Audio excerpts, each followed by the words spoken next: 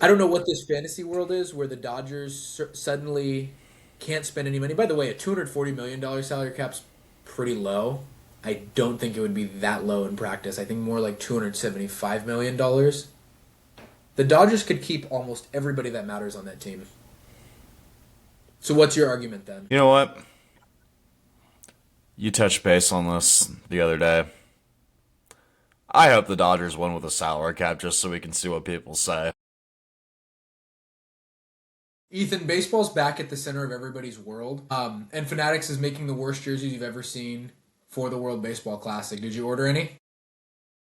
Dude, I did not. I gotta save my money right now. I got a spring break trip to pay for, and you know what's gonna be dropping in April or late March. Yeah. Yeah. I need a Unfortunately, Will again, it Smith. doesn't. I need myself a Will Smith or Kike Hernandez gold jersey, but Yeah. Is there a dark horse for Miguel Rojas? Is there a market for the number 72 jersey? It's a gutsy pick.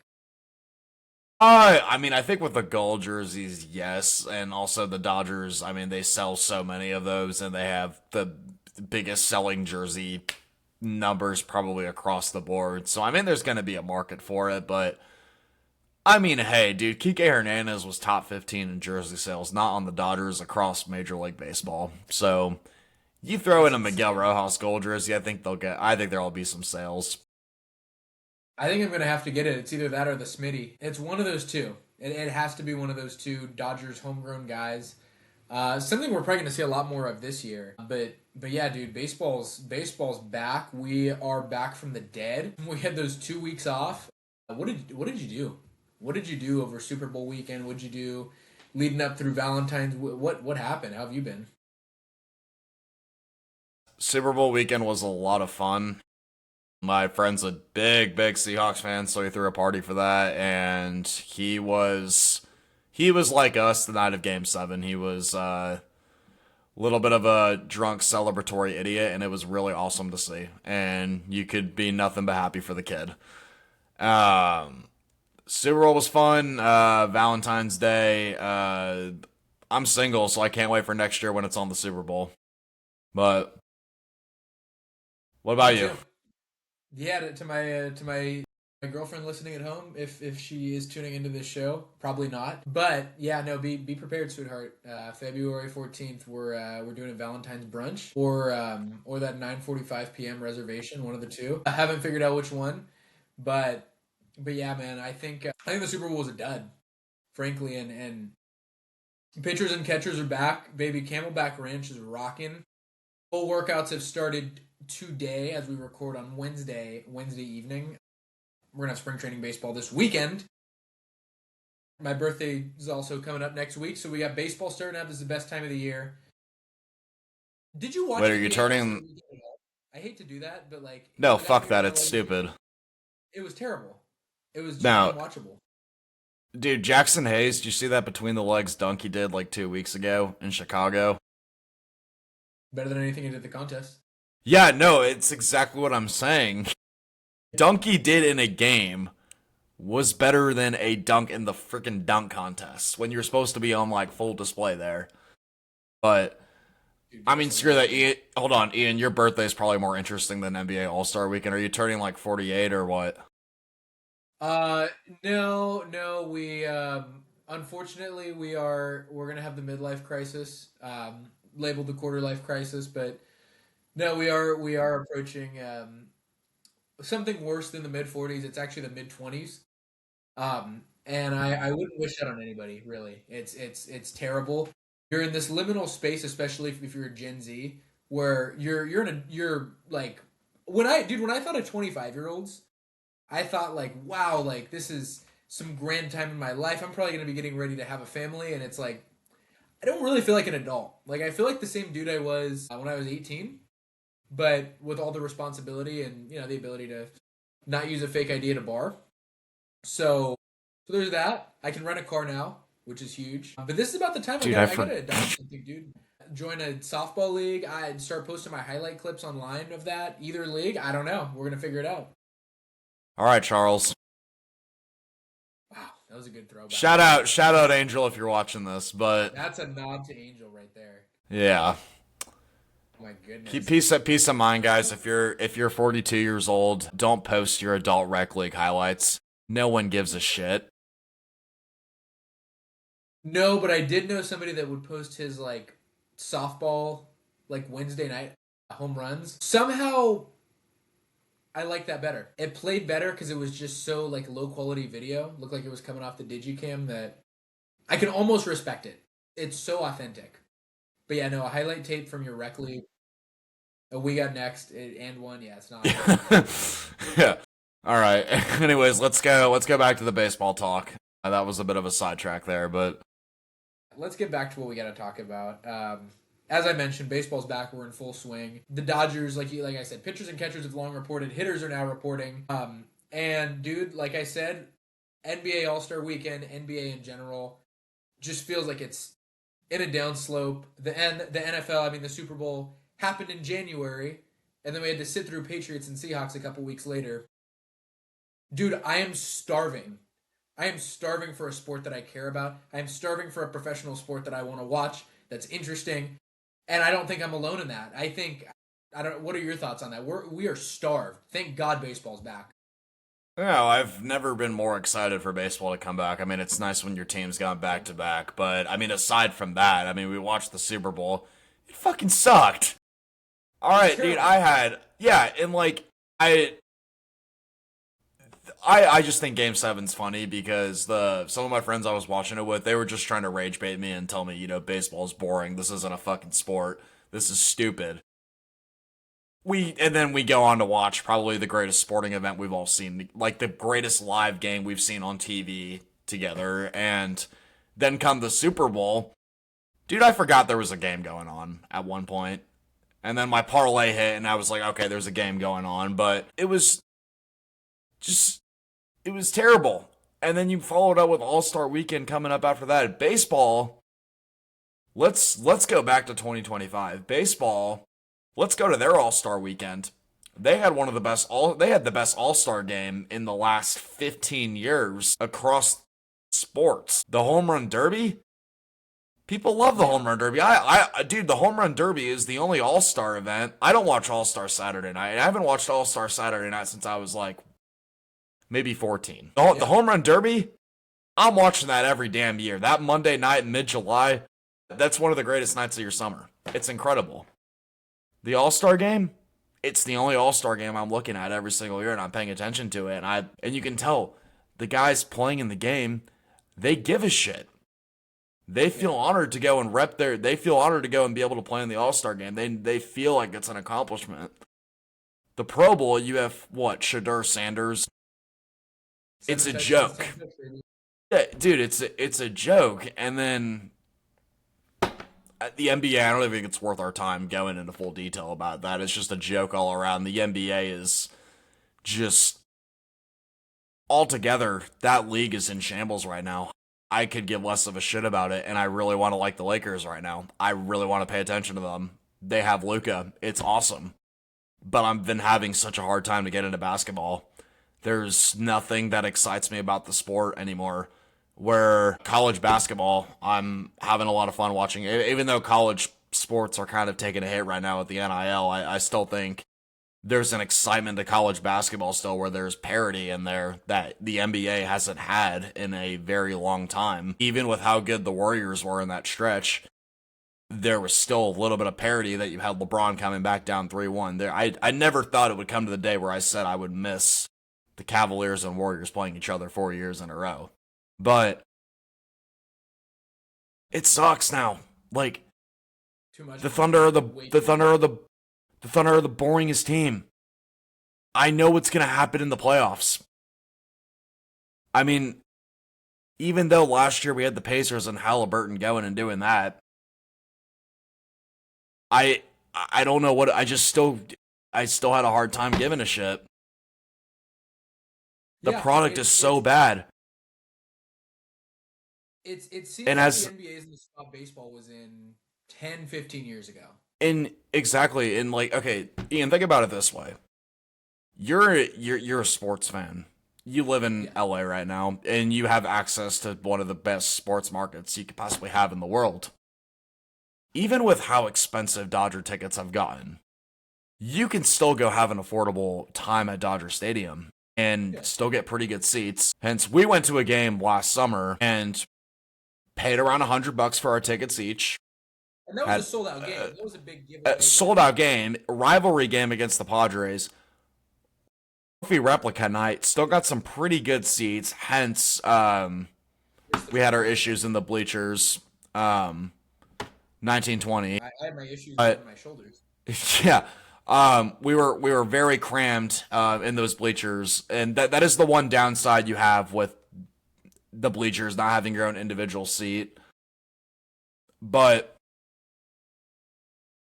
we go in that game, probably you go have that experience at a Lakers game or any NBA game. What, you're probably spending 200 to 300 for yourself A there. ticket.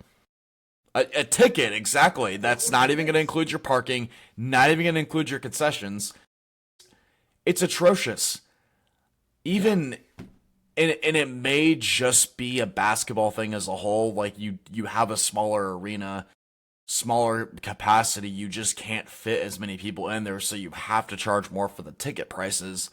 But it doesn't have to be that high. And I've been to 2 NBA games in my life. One was a playoff game. My friend and I were gifted the tickets from his dad. The other time, it was my mom and my dad. We all went to a Spurs game. I ended up growing up in Texas. I'm originally from Southern California. This was when the Spurs were good. 17, when they still had Kawhi Leonard. We were in nosebleeds. Take a guess on how much those tickets were. $250. Yep, around there for nosebleeds. I was kidding. Are you serious? No, I'm being dead ass. Dude, I paid 100. They were a couple. Under 200. I paid They were a couple $100 $100. The freaking 4 home run World Series or playoff game against Milwaukee where they clinched the pennant. Are you kidding? That's No, insane. they were a couple $100. Yeah. They might not have been 250, but they were. The game was not cheap to go to, and it was three of us. Three of us going to a basketball game for nosebleed seats. Yeah, and it hasn't changed. It's got now. Keep in mind the Spurs. This was when they were in a very they are in a good time period again. But this was when the Spurs were pretty the best, the Warriors' biggest competition. But the product, it's just you can't go have a night at an NBA game with your family. But you can with baseball. You can find a way to make it pretty affordable. And most teams are not.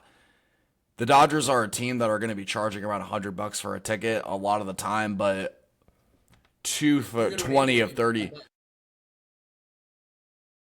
What? We went to an Angels game for $10 each with pretty fucking good seats. Dude, we were in the first level. We were down the first baseline. Yeah, dude, our drinks are. Well, I threw my bobblehead away, but our drinks were more expensive than. Yeah, we had somebody contribute one for you.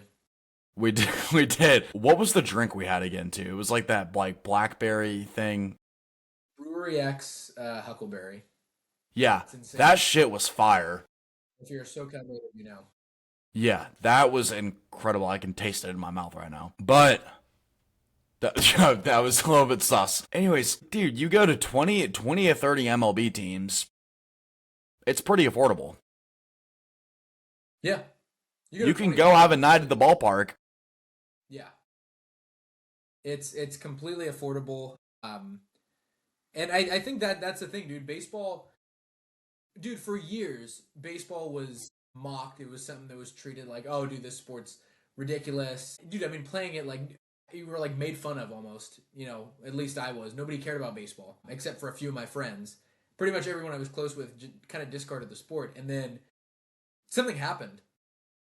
Somewhere around the 2020s. Manfred's, like him or not, hate him, love him. He's the only commissioner that I'm looking at going, wow, I don't agree with how you handled the Astros punishment. You failed on that, but you've made the games more interesting for the average. Even diehards like us. It's nice to throw on a Dodger game at 7 p.m. and by like 9:15, 9:30, I'm good to take a shower and go to bed and call it a night. Dude, it was getting to the point where baseball games for a while, You had the shift, you had no power, so you had these long drawn out games where it's like strikeout, home run, or walk, and it's going on until 11 o'clock at night. That was horseshit. It was terrible. Again, as a diehard fan, we're gonna love it, but the game has gotten better. It's gotten more interesting. People can say what they want. Having a dynasty in the sport, having an evil empire is good. You and I have just talked about that till we're blue in the face. We don't need to circle the drain on that again. But yeah, no, dude, we are starved. We're starved for baseball. We're starved as I think Dodger fans just to get back to it. The only dude, I argued it earlier on a TikTok. I was saying the MLB, and tell me if you agree with this. Baseball and the MLB is in a spot to dude. They can leapfrog the NBA. They haven't been in this spot all century since the Jeter Yankees, since early 2000s when baseball still there was a sense of pride. These players were national icons: A Rod, Derek Jeter, Barry Bonds, Mark McGuire, Sammy Sosa. We haven't been in a spot like this. ESPN's just fried our brains and made us think the NBA is infinitely more valuable. Yeah, the NFL's king. Dude, it feels like the MLB is right there for the taking.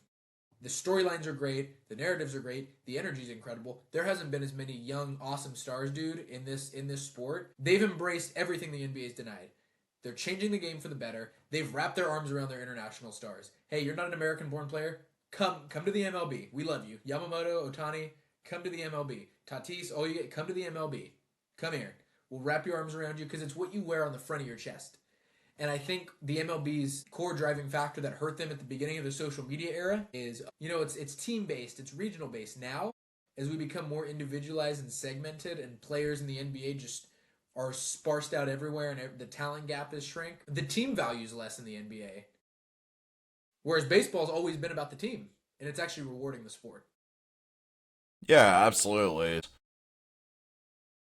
I know people hate the Dodgers and they hate how much Otani gets glazed by the MLB, but you want to know why kids are now interested in baseball again? It's because of Otani. Otani. They have a global phenom. They have the face of a sport that they can look up to, that and they haven't seen anyone like this. Otani right now is what Jordan was in the 90s for basketball, and baseball hasn't had that superstar where Jordan revolutionized people's interest in basketball and permanently made them got the NBA to where it got to. Otani is the Michael Jordan of baseball right now, and we're seeing a revolution happen firsthand. You see Otani's deal with New Balance and his endorsement with them. It's what Jordan had with Nike, and I mean, I don't think they could have had a. Otani is arguably the best thing that's happened to baseball in the last 20, 30 years. And I mean, I know people hate it because he's on the Dodgers and he gets glazed a little bit too much. But I mean, if you're happy that your sport's thriving now, you got to thank number 17. You know, everybody hates the everybody hates the teacher, that gives you the homework. Everybody hates the parent, right, when they're a kid. Everybody hates the parent that has to discipline them. You hate that parent. You hate him. Hey, you're no fun. You don't let me eat ice cream for breakfast. You don't let me play video games all hours of the night. You grow to hate that. You hate the authority. You hate the coach that makes you run at practice. You hate the coach that makes you train hard when you're a kid. But when you get to your 20s and you're able to hold a job, or better yet, a conversation with another human being, because there was a certain standard instilled in you, you realize how good you had it.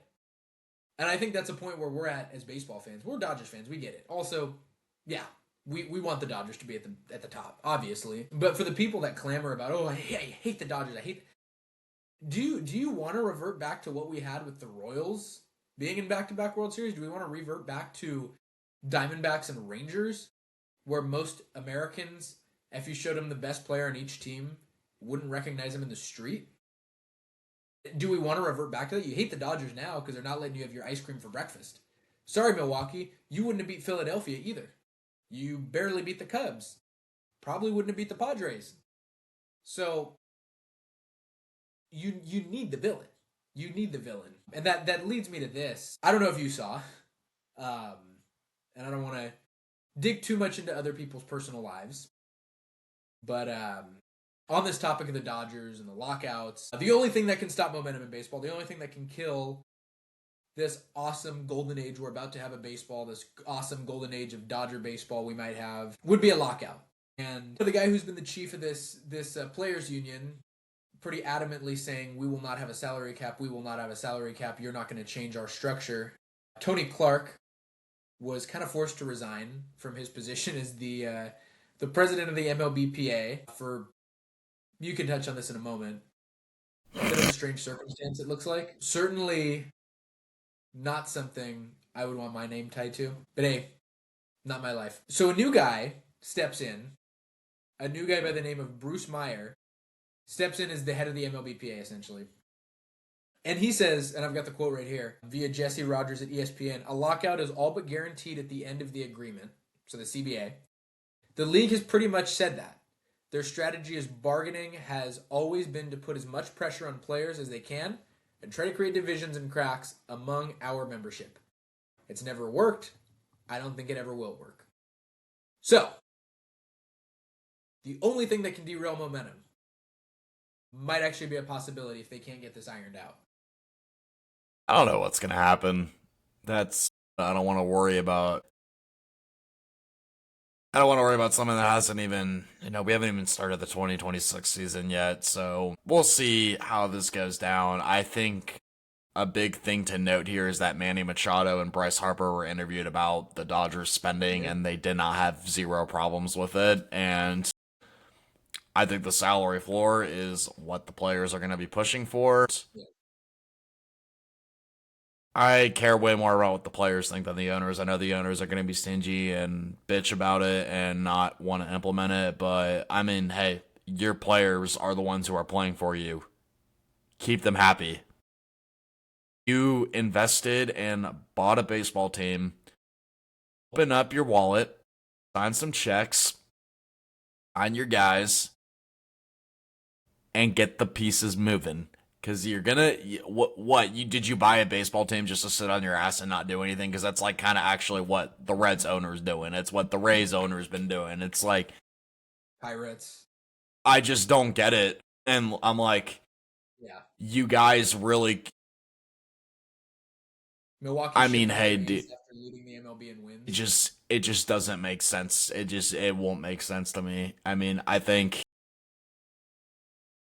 If you want to continue to be cheap, it's fine. And the salary cap, I don't think goes and fixes anything really at the end of the day, because what are the Dodgers going to do? They're still going to spend. People what? I got the numbers in front of me right here. The Dodgers are paying. Granted, it's a lot of money. Dodgers are paying about what looks like. I want to say the luxury tax figure is about $400 million, right?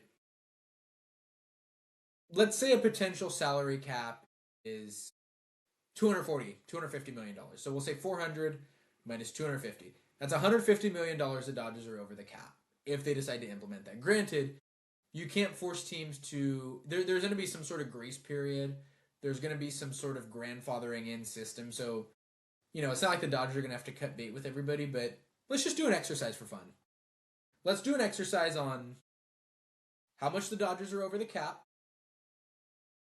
and, who they would have to get rid of or who they could get rid of to shed the cap.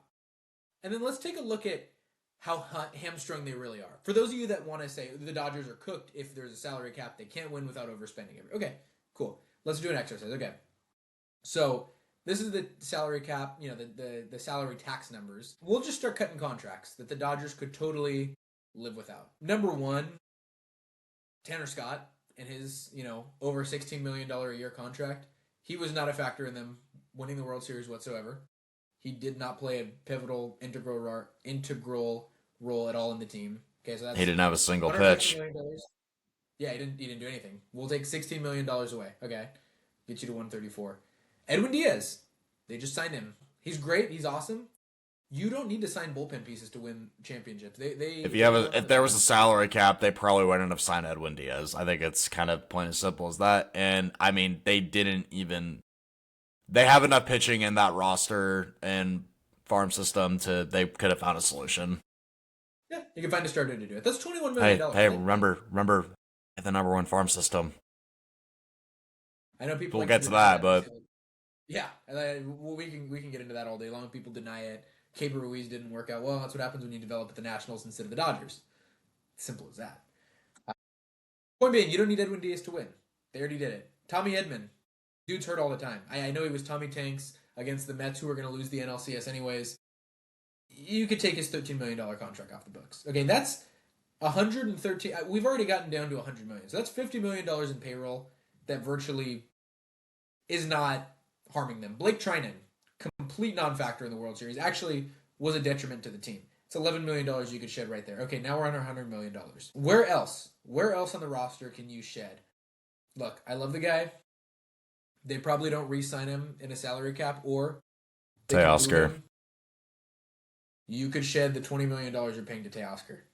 You could. You could shed With how good your outfield farm system is, yeah, It's you not a could. need. You got a guy who can't field. You could put him. You could put him in the outfield. Again, yeah, you can call up Josue de Paula anytime and get that kind of production. No offense to the guy, it's not a need. It's not a need. So this has us in a really interesting spot. So the Dodgers are at $69 million over the cap. They just added $57 million in cap space to give to Kyle Tucker. But you don't necessarily need to get rid of him. So this is where it gets interesting. They have a great starting pitching rotation, but they have guys coming back. So you could theoretically get rid of a Tyler Glasnow. I love him. He's awesome. But you've got Snell, Yamamoto, Otani. You've got all those guys. You've got River Ryan and Gavin Stone coming back. And Roki's being paid like $5 million a year, so that's not a problem. Roki Sasaki's getting paid $820,000. He's getting paid nothing. He wanted to come play in LA. He wanted to play for the Dodgers. But the Dodgers can do what they've done before. You don't need Glasnow. You can go out and trade for an expiring contract during the season. We'll get rid of Tyler Glasnow's $27 million. We are $42 million. $42 million now. And now you take your pick of what you want to do. If you get rid of the Kyle Tucker signing, cool, now you're $15 million over. But, just for the sake of the argument, how do you want to get rid of that other $42 million? Well, with all due respect, Kike Hernandez and Miguel Rojas could be cap casualties. That gets you down to under $30 million. The point being, in all this, is the Dodgers could totally cut under to that. They could totally cut under. And you know who's still on the roster that we did not get rid of? Shohei Ohtani. Yoshinobu Big Yamamoto, Willie. Big Willie. Mookie Mookie. Betts. Freddie Freddie. Freeman. Max Muncy. Technically, you wouldn't have to give up Kyle Tucker. You could actually have him if you just move some money around, move some pieces around. The point being, guys, Caps, but I don't know what this fantasy world is where the Dodgers suddenly can't spend any money. By the way, a $240 million salary cap's pretty low. I don't think it would be that low in practice. I think more like $275 million. The Dodgers could keep almost everybody that matters on that team. So what's your argument then? you know what? You touched base on this the other day. I hope the Dodgers win with a salary cap just so we can see what people say. Yep. What are they would going to have in say? 2017. Yeah, what will they say?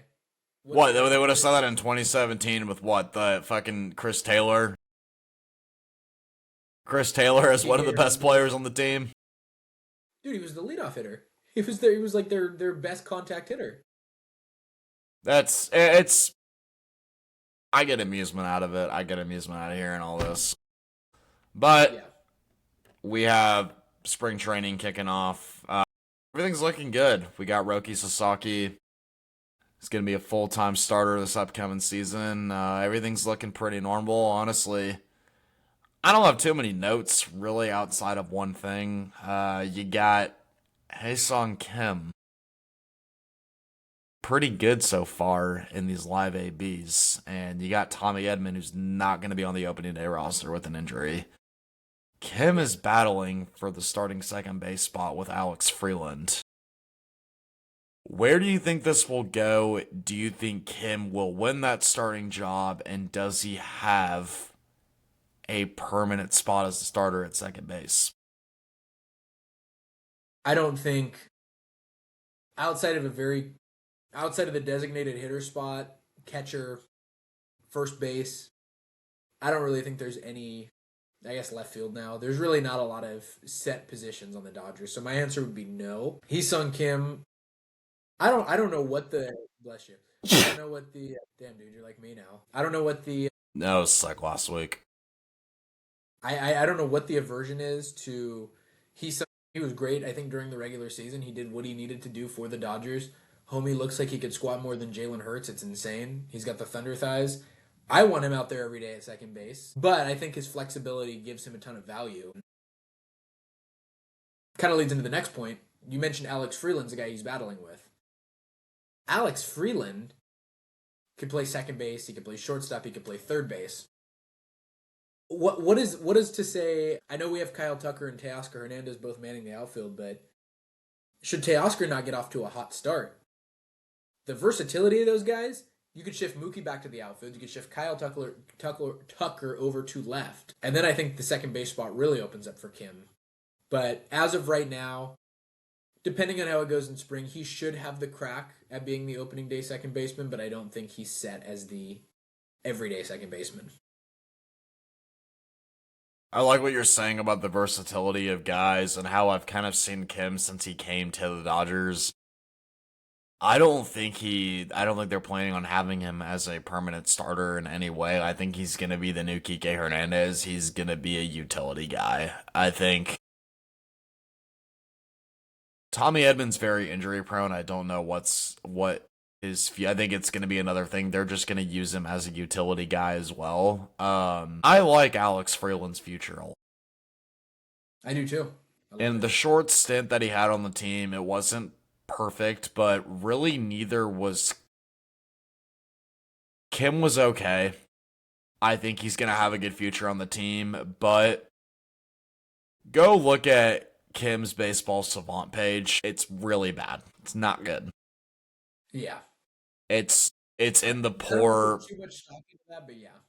It's in the poor percentile in every single thing except one, which is his launch angle sweet spot percentage. And I don't want to base it off of a guy's rookie season because, give or take, Alex Freeland wasn't good either, or perfect, but he looked great in a lot of key moments, and Kim looked great in a lot of spots too. But watching the two guys and seeing what the Dodgers need in Kim's play, could he develop into an everyday starter? Absolutely, and I think there is a ceiling for him. But I think Freeland has a higher ceiling. Freeland did come up in this system as a guy who could potentially be the Dodgers' top shortstop. He was incredible in AAA. Freeland, very well, come and be a power-hitting left-handed second baseman for the Dodgers. You don't see that. You don't see that often. And is Freeland a switch hitter? I feel like I'm missing something here. I believe he's a switcher. I know he hits left-handed. I want to say he is a switch hitter. Let me look that up. Yeah, he's a switch hitter. Okay, I was like, unless they move. You got a power hitting, switch hitting middle infielder. Not a bad spot to be on your team. I like him as a utility guy. But if Freeland develops into how he could be, I really like that at second base in the long run.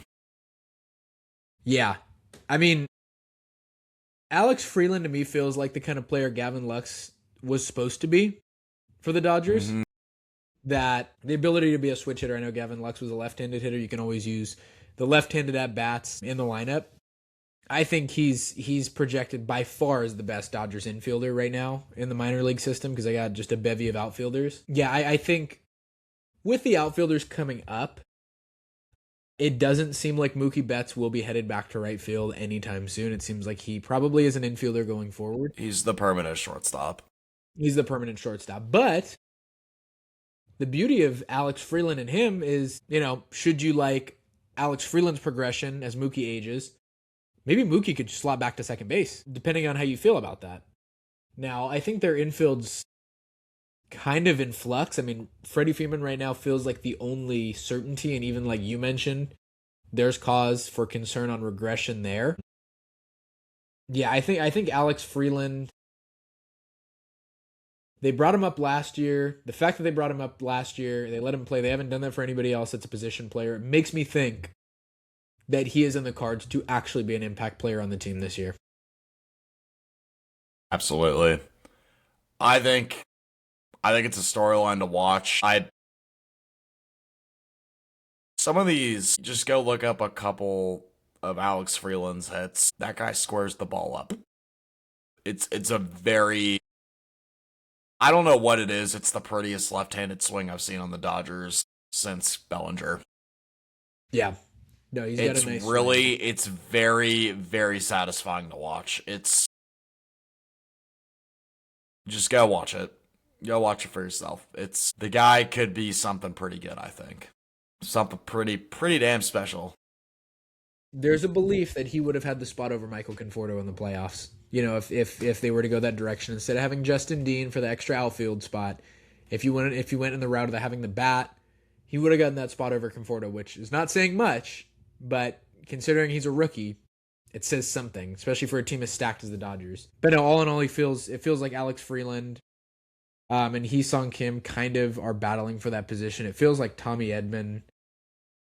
If he feels like another Chris Taylor. I get it. He was awesome in the NLCS. He hasn't done anything for the Dodgers since then to warrant me having any confidence in him. He had a couple moments in October. He was good to start the year, but yeah, he's just injured too much. Bad injury luck. And that's how you become invisible if you're never on the field. Availability is an ability. And then Kike Hernandez feels kind of like the team mascot, so I wouldn't put much stock. That dude could be benched the entire season and he doesn't care. He doesn't give a damn. He's just there to go hang out in the dugout. He's the 27th man. I don't care what anybody says, but love him. We love Kike. He's great. He's got one of the most fun jobs in the world. He just shows up and he gets paid. Yeah, he's hype. He's the Dodgers hype man. He'll you notice how a lot of these players, like at the end of their careers, they always want to be Dodgers. These guys, they don't want to. Kike could go play somewhere else and start plausibly every game. Joe Kelly could have totally signed to play anywhere. The original number 17 could have signed to play anywhere to pitch. No, I want to be a Dodger or I don't want to play. So real testament to the culture that they've built, I think. Yeah, what I love is no one will ever remember that he played for the Red Sox.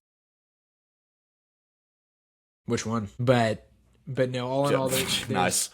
I see what you did there. There's a lot of good stuff going on. We got the World Baseball Classic coming up, and the Dodgers have a lot of participants from their team that will be representing their respective countries. Obviously, a couple guys representing the U.S. A couple of the guys, we got one representing Puerto Rico. Hopefully, Edwin Diaz doesn't feel the need to celebrate, or ideally, for our sake, maybe Puerto Rico just gets knocked out round one and he never gets into a closing situation. That would be ideal. But, of course, the Japanese Superstars, the team that won last, they've got some of the Dodgers coming back to play, with the exception of one. Roki Sasaki will not be participating in the World Baseball Classic for Team Japan. He will actually be sticking with the Dodgers, doing spring training. He'll have spring training starts, and the rumor is he's actually working on developing a third pitch, Ethan. So I'm kind of curious. It looks like Blake Snell's out to start the season. What is Sasaki? What is it looking like, you think, for him to start this year? I mean, it certainly seems like he's part of the early starting pitching plans for this team. I mean, you saw him coming out of the bullpen last year, and I think he just needed a little more time to develop. And then I think you can tell, you watch some of his film in April versus October, there's definitely a little tweak in his mechanics. He also just looked a lot more confident. He looked settled in, and I think him as a starter, you're gonna go and get that for, I gotta say, your two least favorite numbers here, but we'll just let everybody infer it. That many innings. I don't know if everybody's that chronically online though. that's watching it. Wow. Siete, siete. Is that good enough? Yeah, unfortunately, I get the. Okay. That's how many innings he's going to be going now. And you get that for... It's not like he does that only in the ninth inning. It's not like he has the stamina of a closer. This guy has the stamina to be a starter. He's ready to do it. I don't think he's going to go win a Cy Young, but you have Roki as your 3 or 4 starter potentially. And that's your 3 or 4 starter? Good luck to any team. Yeah, it's the best starting rotation in baseball. It's not really close. I mean, they're just deep and they're talented. I don't know why not that I don't know why. I don't think there should be much pressure on him to unleash the third pitch. I'm not saying don't work on developing it. Plenty of great starting pitchers survive on really bread and butter 2 pitches. That's why guys like Kevin Gausman and Jake Arrieta, when they left Baltimore, were able to find success in what they're good at. And the 1 or 2 pitches that they're good at. So I think Roki, clearly he can bring it. He can bring it. I don't know if there's injury concern for him, but yeah, just having a glimpse of what we saw in October, because I don't care. I think his rookie season was a success. I think October trumps everything, and you got to look at how good he was. I trust that in the starting rotation, and I wouldn't mess with it too much. Let it happen. Let it happen naturally. Don't force him to be someone he's not. If he plays like a relief pitcher and he's a starter, not everybody's Yamamoto. Dude, David Price made a career out of living off variations of different fastballs. Doesn't need to be that complicated. Do what works. For sure. But yeah, all in all, I think the Dodgers are shaping up to have a great season. It's gonna be incredible. I am not looking forward to paying the $30 a month for SNLA Plus, because unfortunately I don't trust our favorite websites at sea anymore. But Ethan, I think we're gonna have so much to talk about over the next month as baseball gets back into swing, as spring training kicks off, as the Dodgers, the World Baseball Classic, all kind of comes to fruition over the last little bit of February into March. I think I've said all I need to say today. I think I've gotten everything off my chest. I think I feel happy that we laid it all out on the line. Is there anything else you'd like to contribute? It's not baseball related, but Darius Acuff is the greatest point guard in the country. Dropped 49 points tonight. You're putting him over Arkansas. DP. Darren Peterson over in Kansas. You're taking Arkansas over Kansas? I think if you go and drop 49 points... Yeah, 2 overtimes, I don't care. That's incredible. That's still insane. Yeah. He might be the best point guard Calipari ever coaches, so... The guy's been doing it all season. He's getting 30, he scored 30-something the other night, too. It's incredible. Oh, and the reason they got to overtime was because he hit a game-tying 3. It reminds me a lot of myself when I was in, I was about 11 years old at Whittier College basketball camp. Same kind of stat line. Yeah, that was me at 5th grade recess. When, you'd be up by 20 points, but for some reason the last basket wins. Yeah, that's about it. Or Charles and his 42-year-old rec league. Like him. Yeah. Like him. But to our wonderful viewers, if you've made it to the end of this video, I greatly thank you for making it this far. Dude, we might get copyrighted for that. I don't know what the laws are regarding this. I'm gonna have to look. I think we'll be okay. But yeah, if you enjoy the episode, please like and subscribe, comment, constructive criticism, constructive feedback. Flame our takes, whatever you want to do, just engage, damn it. But no, thank you for listening. Thank you for making it this far. Again, subscribe, be part of the show. We're doing this stuff every week. I'm sure we'll get better as time goes on. But Ethan, I think it's time we sign off for the night. Unfortunately, I think we call it closing time. Closing time. Yep, that's definitely it. All right. Thank you guys.